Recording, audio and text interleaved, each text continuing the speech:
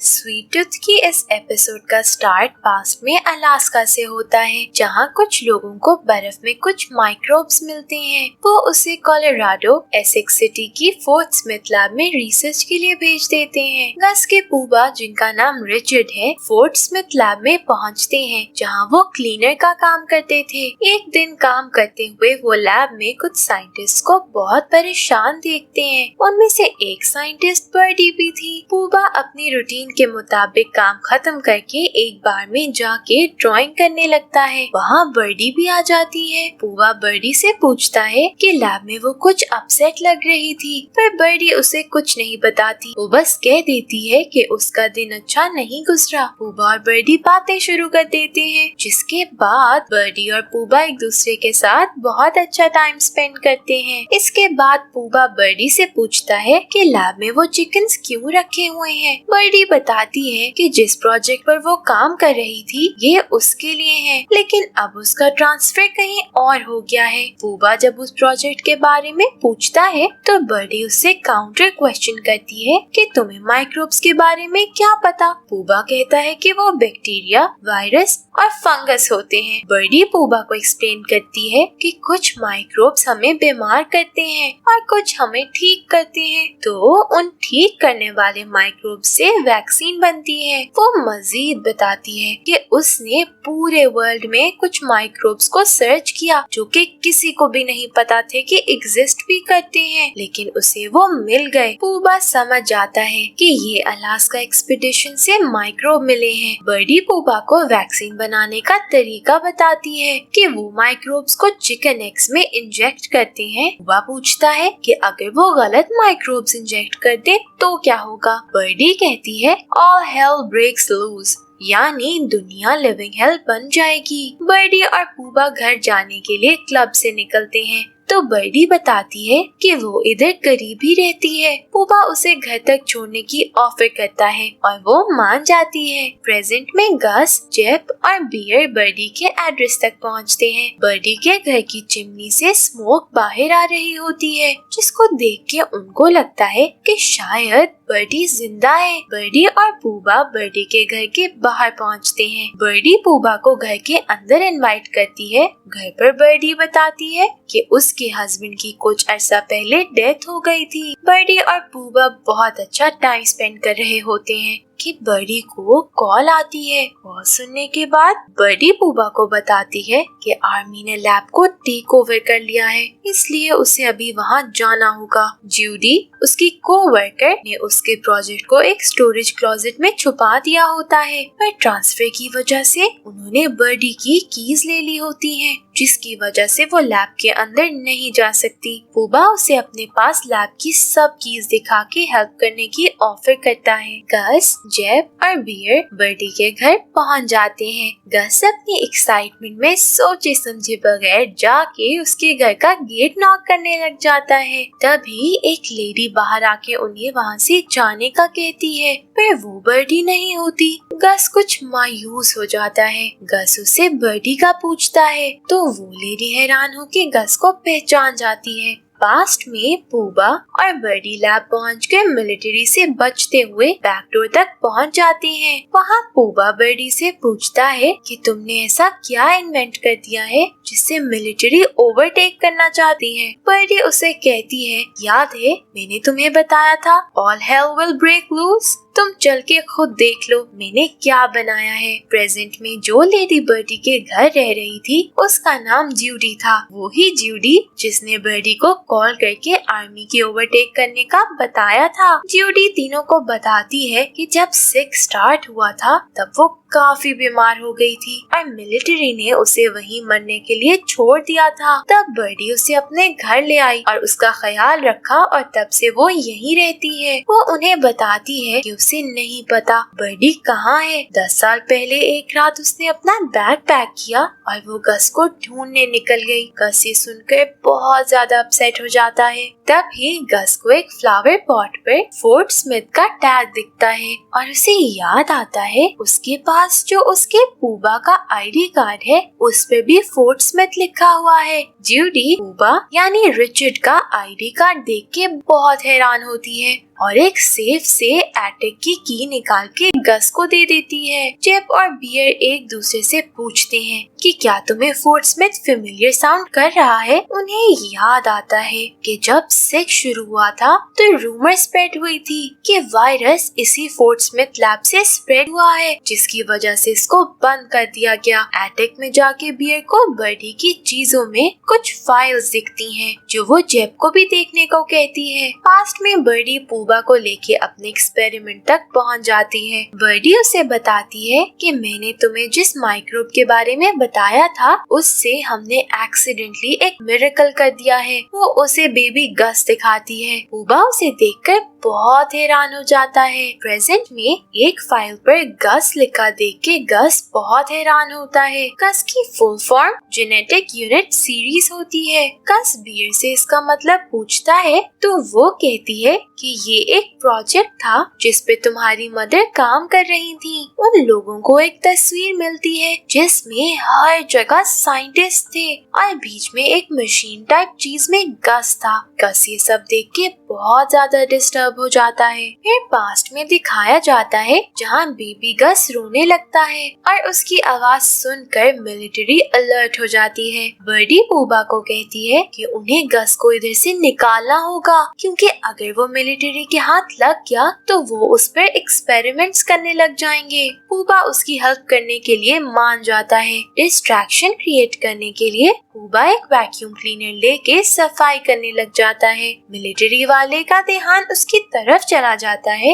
और बर्डी पीछे से गस को लेके निकल जाती है। प्रेजेंट में अपसेट हुए गस को समझाने के लिए बियर उसे बताती है कि उसको भी अडॉप्ट किया गया था, लेकिन गस को अडॉप्ट का मतलब नहीं पता होता। वो लोग उसे हौसला देने की कोशिश करते हैं, लेकिन गस बहुत अपसेट हो जाता है। बर्डी गस को पूबा देखकर कहती है कि तुम्हें गस को लेकर यहाँ से जाना होगा। मुझे वापस जाके अपनी सारी रिसर्च को जलाना होगा क्योंकि अगर वो गलत हाथों में चली गई तो मिलियंस लोग मर सकते हैं। पूबा इस बात से इनकार करता है पर बर्डी उसे मना लेती है और गस को पूबा को दे देती है। पूबा गस को लेके उसे लोगों से बचाने के लिए शहर से दूर चला जाता है। गस ये जब जानकर इतना हर्ट और अपसेट हो जाता है, बियर और जेब की कोई भी बात सुने बगैर वो वहाँ से रोते हुए भागता जंगल में चला जाता है। अब जेब का पास दिखाया जाता है। सिक के स्टार्टिंग टाइम में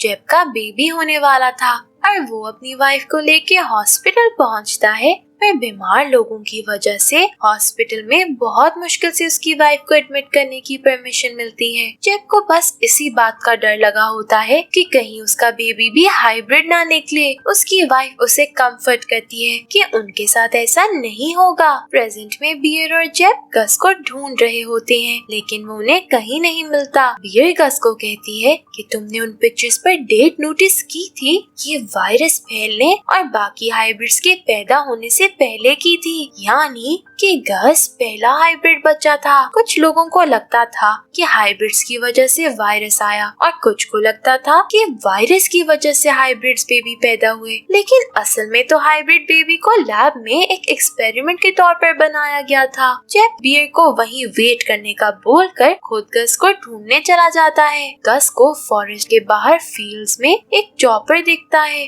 और उसी के पास एक द प्रिजर्व का एडवर्टाइजिंग पेज भी दिखता है। उस चॉपर का रेडियो अब भी काम कर रहा होता है। पिगटेल सब हाइब्रिड्स को लेके टनल्स में रुक के ऊपर से लास्ट मैन की आर्मी का गुजरने का वेट कर रही होती है। जनरल एबिट वहाँ अपने स्पीकर से एमी से बात करता है और उसे सरेंडर करने का कहता है, लेकिन एमी नहीं मानती। जनरल लास्ट मैन को जू के अंदर जाने के ऑर्डर्स देता है। एमी जनरल को बातों में लगाए हुए बॉबी के बनाए टनल्स में फिट बॉम्ब्स और फायरवर्क्स की हेल्प से वहाँ ब्लास्ट करती है। इन फायरवर्क्स की आवाज सुन के पिगटेल हाइब्रिड्स को लेके आगे बढ़ने लग जाती है। इस अटैक से संभल कर कि जनरल एबिट की आर्मी जब तक अंदर पहुँचती है, एमी वहाँ से निकल चुकी होती है। जनरल अपने आदमी को किसी जानवर की तरह हंट करने का ऑर्डर करता है। पिगटेल और बॉबी टनल से निकलकर चर्च में जाते हैं और बाकी हाइब्रिड्स को टनल में ही रुकने का कहते हैं,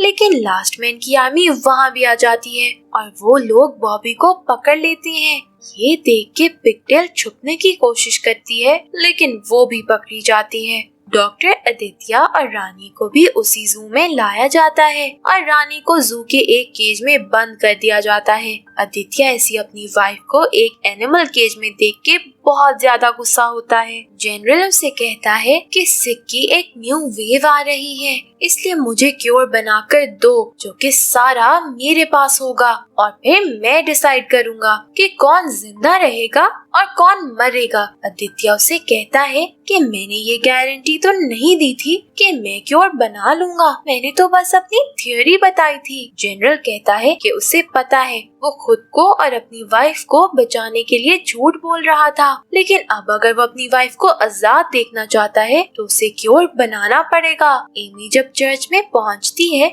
तो देखती है कि वहाँ पिगटेल और बाकी कोई हाइब्रिड बच्चा मौजूद नहीं था, बस बॉबी की कैप गिरी हुई थी। वो समझ जाती है कि पिगटेल और बाकी सब हाइब्रिड बच्चों को लास्ट मैन ले गए हैं। गस को ढूंढते ढूंढते जेब याद करता है कि जब उसका बेबी हुआ था और डॉक्टर ने उसे आकर बताया था तो उसका पहला सवाल यही था, क्या वो ह्यूमन है? लेकिन डॉक्टर उसे कुछ नहीं बताती। वो उसे बेबी दिखाने ले जाती है। बेबी को देखकर जेब इतना ज्यादा डिसहार्ट और अपसेट हो जाता है कि वो रोते हुए मैटरनिटी वार्ड से भागता है। वो एक लाइफ में चला जाता है जहां डॉक्टर आदित्य आके उसको इस हालत में देख के उससे पूछता है कि तुम्हारा बेबी कौन सी टाइप का है। जेब कहता है कि मुझे नहीं लगता मैं ये सब कर सकता हूँ, पर डॉक्टर आदित्य उसे हौसला देते हुए कहते हैं कि जब बात आपके लव्ड वंस पर आती है तो आप खुद अपनी हिम्मत देखकर हैरान रह जाते हो। प्रेजेंट में बियर बर्डी और उसके एक्सपेरिमेंट के बारे में मजीद जानने की कोशिश कर रही होती है कि उसे एक वॉकी टॉकी टाइप का सेल फोन मिलता है। बियर उसे देख ही रही होती है कि वहाँ जूडी आ जाती है। बियर जूडी से पूछती है कि तुम लोगों ने गस को कैसे बनाया। जूडी कहती है कि ये सब बर्डी ने अकेले ही किया था। बियर से पूछती है कि वायरस का हाइब्रिड्स के साथ क्या लेना देना है। जूडी कहती है कि बर्डी हमेशा कहा करती थी वायरस और ये हाइब्रिड बच्चे एक कॉइन की टू साइड्स की तरह हैं, लेकिन इससे ज्यादा कभी उसने मुझे कुछ नहीं बताया। वो कहती है बर्डी उसके लिए एक बहन की तरह थी, इसलिए आज तक उसने उसके काम को संभाल के रखा हुआ है। जेब गस के पास जाता है। गस बहुत गुस्सा होता है कि पूबा ने उससे झूठ बोला, कभी उससे इस सब के बारे में कुछ नहीं बताया। गस जेब को कहता है कि अगर प्रिजर्व में उसके जैसे बच्चे हैं तो वो प्रिजर्व जाना चाहता है। वो स्पेशल फील करने के बजाय नॉर्मल फील करना चाहता है। उसको काम डाउन करने के लिए जेब उसे अपने बेटे की स्टोरी सुनाता है। वो बताता है कि जब मेरा बेटा भी हाइब्रिड हुआ तो मैं वहाँ से भाग जाना चाहता था, क्योंकि मुझे नहीं पता था कि मैं उसका ख्याल कैसे रख पाऊंगा। लेकिन जब मुझे एहसास हुआ कि उस बच्चे को मेरी जरूरत है तो मैंने डिसाइड किया कि मुझे भागने के बजाय अपने बच्चे को एक्सेप्ट करना चाहिए। और जब मैं उसे और उसकी मदर को वापस लेने गया तो वो वहाँ थे ही नहीं। उन्हें कोई पहले ही ले जा चुका था। मैं उन्हें खो चुका हूँ, लेकिन मैं अब तुम्हें नहीं खोना चाहता, इसलिए तुम मेरे साथ चलो, जहाँ तुम कहोगे वहाँ चलेंगे। गस मान जाता है और जेब से पूछता है लेकिन जब प्रिजर्व यहाँ आएंगे तो हम उन्हें क्या कहेंगे। जेब को कुछ समझ नहीं आता तो गस उसे बताता है कि उसने उनको कॉल कर दी थी और वो रास्ते में है। इतनी देर में एक जोरदार आवाज आती है और गस बहुत डर जाता है। जेब नीचे गिर जाता है। उसको किसी ने गोली मार दी थी। वहाँ प्रिजर्व की जगह जनरल एबिट की आर्मी आके गस को एक केज में बंद करके ले जाती है और गस बस जेब को बुलाता ही रह जाता है। जू पहुँच के गस को डॉक्टर आदित्य के पास वायरस का क्योर बनाने के लिए भेज दिया था। गस बहुत ज्यादा डरा होता है, जबकि डॉक्टर आदित्य उसे देखकर बहुत हैरान होता है और उसे एक चॉकलेट खाने को देता है। गस चॉकलेट लेकर उसे थैंक्स बोलता है डॉक्टर बहुत हैरान होता है क्योंकि बहुत कम ऐसे हाइब्रिड्स थे जो इतने ह्यूमन लगते थे और ह्यूमंस की तरह बात भी कर सकते थे। वहाँ जॉनी आता है तो डॉक्टर आदित्य से कहता है कि मुझे कोई और हाइब्रिड ला कर दो, मुझे इस वाले के साथ कुछ टाइम और चाहिए। बियर गस के लिए बहुत परेशान हो रही होती है। जूडी बियर से उसकी फैमिली के बारे में पूछती है। बियर कहती है कि उसके फॉस्टर पेरेंट्स उनकी वायरस की वजह से डेथ हो गई थी। तब वो सिर्फ 6 इयर्स की थी। उसके फॉस्टर पेरेंट्स की एक और बेटी भी थी, लेकिन वो हाइब्रिड थी। कुछ लोग आए और उसे वहाँ से ले गए, लेकिन वो बहुत छोटी थी इसलिए उन्हें रोक नहीं सकी। बियर बताती है कि वो बहुत अरसा अकेली रही और उसने अपनी बहन को भी ढूंढने की कोशिश की, लेकिन वो उसे नहीं मिली। फिर एक दिन उसको उसके जैसी ही एक और बच्ची मिली और उसने उसका नाम टाइगर रख दिया और उसने मेरा बियर। हम दोनों ने मिल के अपने जैसे बच्चों की एक फैमिली बनाई, लेकिन फिर टाइगर ने भी उसे धोखा दे दिया। बियर मजीद जूडी को बताती है कि उसका असल नाम रिबेका है। जूडी बियर को कहती है कि तुम अपनी बहन के लिए हिम्मत नहीं मार सकती। अगर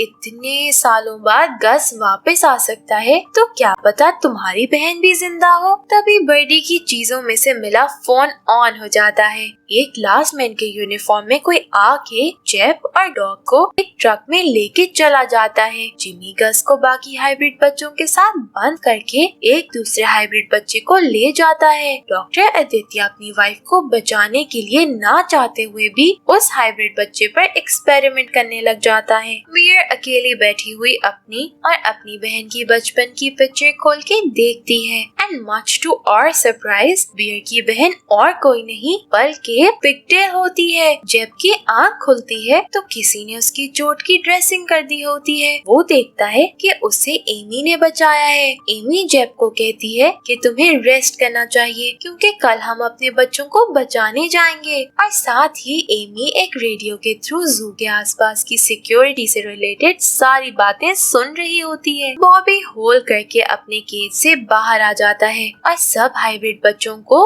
उनके केज से बाहर निकाल देता है। पिगटेल गस को हग कर लेती है और साथ ही बाकी हाइब्रिड बच्चे भी एक सर्कल बना के हग कर लेते हैं। ये एक सिंबल है कि वो सब लोग एक फैमिली हैं। यहाँ कोई किसी को उसके डिफरेंट दिखने पर जज नहीं करेगा, बल्कि सब एक दूसरे के लिए नॉर्मल है, एक फैमिली है। गस को फाइनली वो फैमिली मिल गई थी जिसमें वो कोई ऑड या स्पेशल नहीं था, बल्कि एक नॉर्मल बच्चे की तरह था। वो एक मुश्किल में जरूर था लेकिन खुश था। लास्ट में बियर को उसी सेल फोन पर एक कॉल आती है और वो कॉल बर्डी की थी जो किसी बहुत दूर स्नो एरिया में एक कैंप में थी। और इसी के साथ व्यूअर्स ये सीजन यहाँ एंड हो जाता है। इस पूरे सीजन से भी हमें यही सबक मिलता है कि कोई भी वायरस या कोई और चीज इतनी खतरनाक नहीं होती जितना कि इंसान खुद है। इतनी तबाही कोई वायरस या कोई भी और चीज नहीं करती जितना इंसान खुद करता है। तो अगर हमें किसी से डरने की जरूरत है तो वो कोई वायरस या कोई जानवर या हाइब्रिड नहीं है, बल्कि इंसान है। जो भी चीज इंसान को समझ नहीं आती वो उसे तबाह कर देता है और मुश्किल के टाइम में इंसान ही इंसान के काम नहीं आता। कुछ तो इतने ज्यादा सेल्फिश होते हैं कि खुद को बचाने के लिए उन्हें कितनी जानें लेनी पड़े इससे उनका कोई वास्ता नहीं होता। लेकिन जहाँ बुरे लोग हैं वहीं बहुत से अच्छे लोग भी तो हैं जो हेल्पलेस की मदद करते हैं। Thank you for watching this season.